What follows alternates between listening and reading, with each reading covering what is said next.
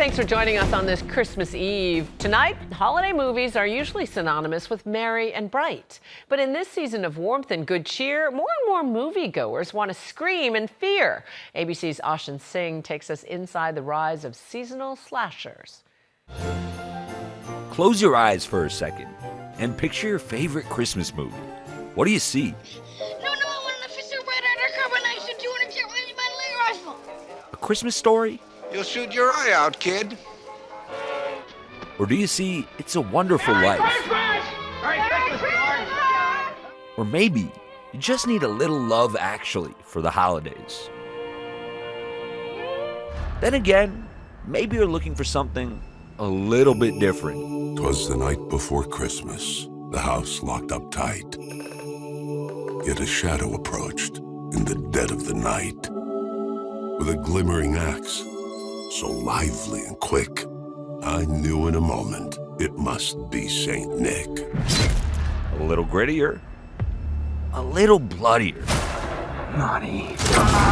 Something like Silent Night, Deadly Night. How many people have you killed? A lot. It's a slasher film, and believe it or not, it's also a Christmas film. Holiday horror, now as much part of the season as candy canes. I feel like with these holiday slashers and horror holiday movies, you get this thing where it's like all bets are off, all rules are off, and let's have a good time. And there's nothing better than being cozy and watching a movie that warms your heart, but there's also nothing better than watching a movie that just sort of terrorizes you a bit.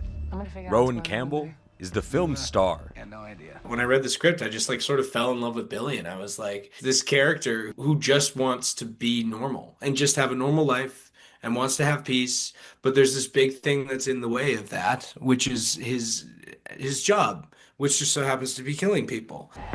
Silent Night, Deadly Night is just one of the handful of slashers that you and your family can enjoy this festive season. We've got a serial killer, or have we? Call her what? Do you feel safe out there right now? You can get your screams on with He Kills at Night. Or revel in your campy horror side with New Fear's Eve. Then there's last year's smash hit horror gore thriller, Terrifier 3, with the terrifying Art the Clown decked out as Santa. But right about now, you might be asking why. Why would anyone want to watch horror for the holidays? I think there's no right time of year to scare yourself. I also think there's no right time of year to have a lot of fun watching a movie. There's got to be movies for everyone during the holidays. Hello, London. Merry Christmas. If you're looking for something a little softer this season, you could be watching The Jonas Brothers in a very Jonas Christmas movie. I love Or you can watch Alicia Silverstone be funny and wholesome in a Merry Little Xmas.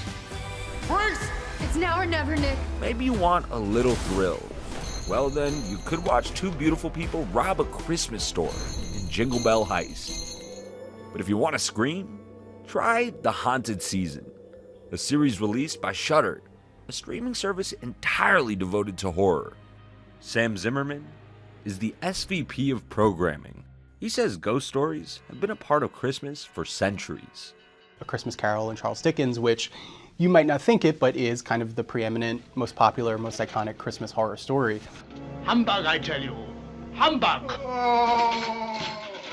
The show, with the episode titled The Occupant of the Room, is directed by horror royalty, Kayla Janice.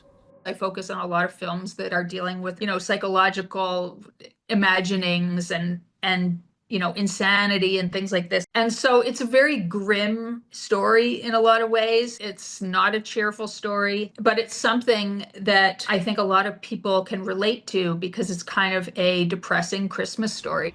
The series, drawing on one of our spookiest pastimes, telling ghost stories by the campfire. The idea of winter's tales, of gathering around in the dark during the darkest time of the year, and telling these spooky stories that were sort of associated with the changing of the year. Horror tends to be an exaggerated version of things. It takes natural anxieties and exaggerates and amplifies them. Think the holidays were always for fun? Think again. 1974's Black Christmas, a film about a serial killer hiding in a sorority house. helped bring holiday horror to the masses decades ago. There are no elements of Hallmark in that one. No, Black Christmas is really scary. Billy, the killer you never see, he's really just like kind of an eyeball and a creepy voice. By the 1980s, the Christmas slasher had gone mainstream with the release of the original Silent Night, Deadly Night in 1984. You've made it through Halloween. Now try and survive Christmas. That seemed like a watershed moment for this subgenre. It was a big moment. It came at a time where a lot of things were converging because you had this idea of a Santa with an axe. He's killing people willy-nilly. The TV advertisements were famously run during football games and daytime TV, Little House on the Prairie. The film sparking a wave of protests. Save Santa, save our kids. In the 90s, children's holiday films even got their own gothic spin with Tim Burton's The Nightmare Before Christmas. I can't believe my eyes, I must be dreaming. Wake up, Jack, this isn't fair. Where Jack Skellington tries to bring the Christmas spirit to Halloween Town. The Nightmare Before Christmas, and it's like those movies just they feel so magical, and like that Tim Burton world, it's all so original, and I think you can break a lot of the rules. But if something spooky isn't for you, you could always turn to a classic like Home Alone. So from all of us here at Nightline to you, may the perfect holiday movie find you this season. Our thanks to Ashen. Up next, they're mugs and bowls with sweet little sayings on them. So how did they become a viral sensation?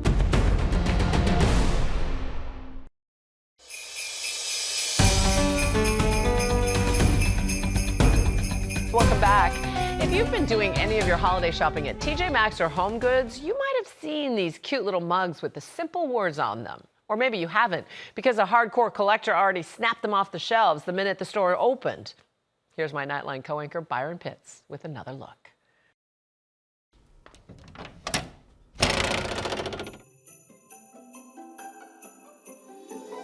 So right now the display that I have is my Christmas display. I use the classic red and white. For Marie Andrews, her pottery collection is part of her signature style.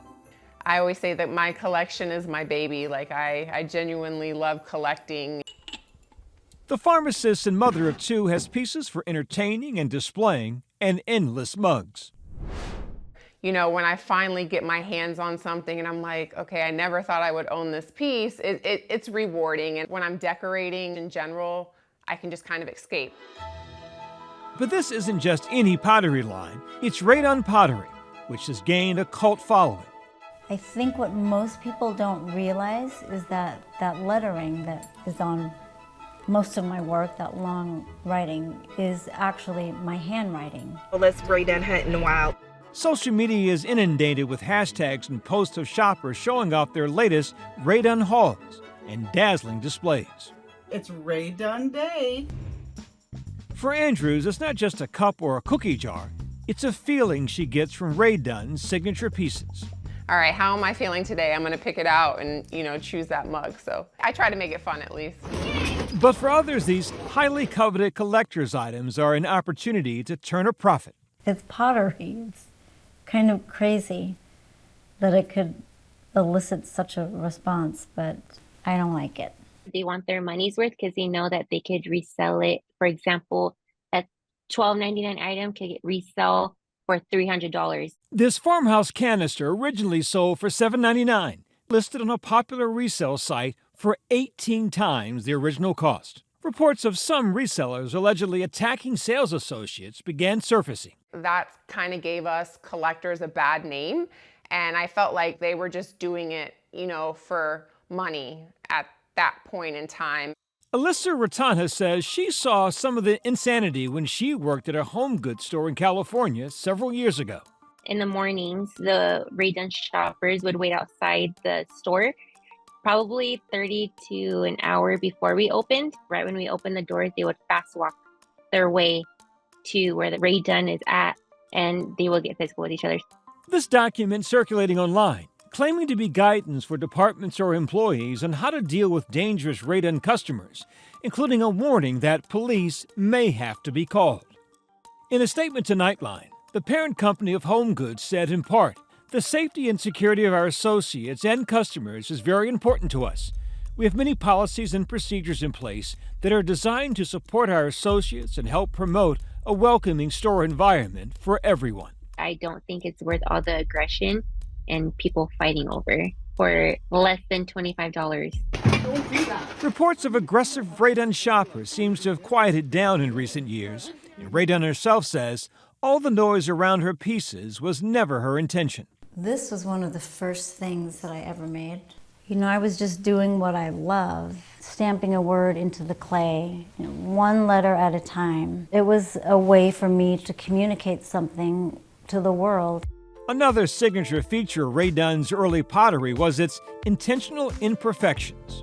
I've always loved imperfect things in objects and in people. I remember having instructors who would try and get me to smooth out the clay, and I would say I want it to look like a person made it and not a machine. I love that people respond to my work. I like to think that they use my work to tell their own story and create their own narrative. I don't know where this journey will take me, but so far it has been far beyond what I could have ever imagined. Our thanks to Byron. When we return on this holiday eve, it's one of our favorite Christmas classics, starring our friend Whoopi Goldberg. Not a creature was stirring, not even Mickey Mouse.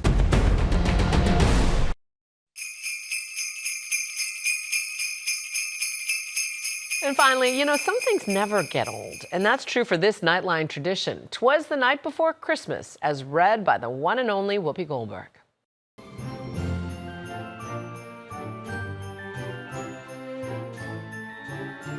Hey, it's me, Whoopi. Every year I read The Night Before Christmas. Sit back, relax, it goes quick. 'Twas the night before Christmas, when all through the house, not a creature was stirring, not even Mickey Mouse. The socks were hung by the chimney with care, in hopes that St. Nicholas, also Santa Claus, soon would be there. Now the kids were all nestled all snug in their beds, with visions of sugar plums dancing in their heads. And Mama in her kerchief, and I in my cap, had settled our brains for a long winter's nap.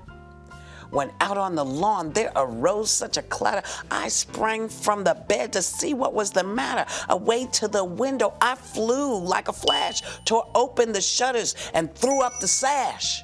The moon on the breast of the new fallen snow gave the luster of midday to objects below. It means it was so bright you could see stuff.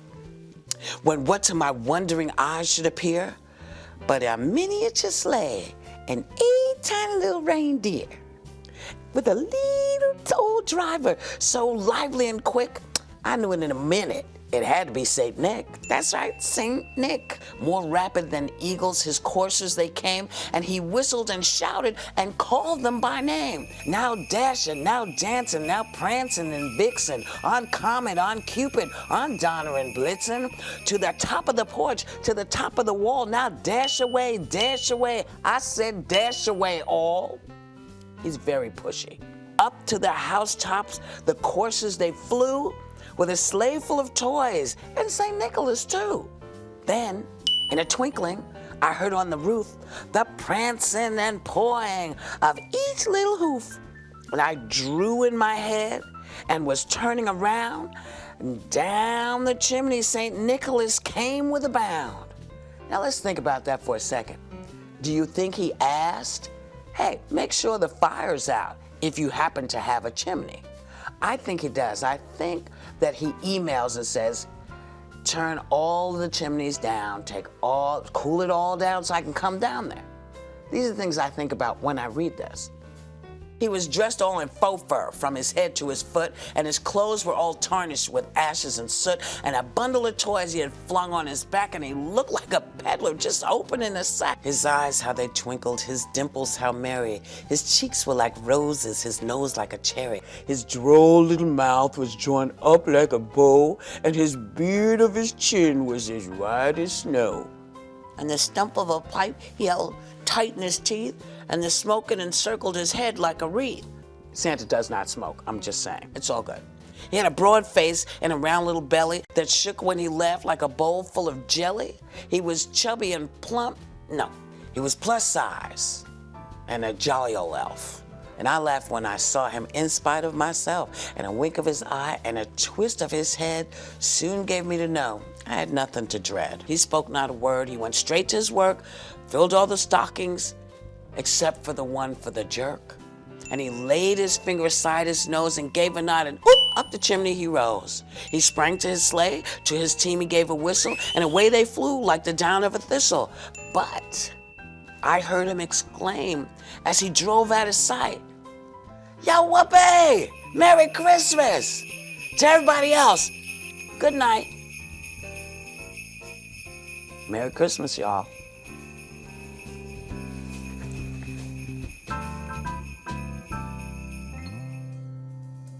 Thank you, Whoopi. That's Nightline. Thanks for staying up with us. Merry Christmas. Good night, America.